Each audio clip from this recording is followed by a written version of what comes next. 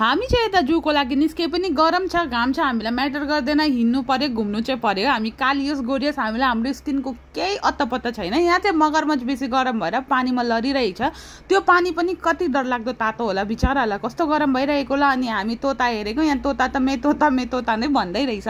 बिचरा यहाँ चाहिँ जानवरहरू यस्तो डरलाग्दो गरम होइन झोक्रिरहेको थियो भनौँ न अब सीधा भाषामा भन्यो भने होइन यो तोताले त हामीलाई जिस्काउँदै थियो अनि यो बाँदरको बारेमा एउटा कुरा भन्नु चाहन्छु हामीले यो बाँदरको नाम चाहिँ एडिक राखिदिएको अब चाहिँ म तपाईँहरूलाई एउटा जूको इन्ट्रेस्टिङ कुरा देखाउन आँटेको छु जो कि यो पाइथन वन वर्डमा भन्नु पर्यो भने चाहिँ मजा आइगयो जतिपल्ट यो पाइथनलाई हेरेँ दुईवटा पाइथन त त्यति नै बेसी डर लाग्दै थियो अनि हामी चाहिँ एकछिन रेस्ट गरे पुरा पाइथनलाई हेरेर डराइसकेको थियो नि त अनि पसिना पनि पुरा निस्किसकेको थियो एकछिन रेस्ट गरेर फेरि हामी गयो पार्कमा जस्तो झुला झुल्यौँ हाम्रो सबै डर थाकेको सबै निस्क्यो त्यसको बाद चाहिँ मेरो ट्रेन पनि आइसकेको थियो जो कि चल्छ रोडमा यो त पटरीमा चल्दैन पनि किनकि यसकोमा चक्का छ सबैले बिदा मागेर म चाहिँ जाउँ भनेको थिएँ मेरो छोरीले मलाई जबरजस्ती तानेर सिधा घर जाउँ भनेर लग्यो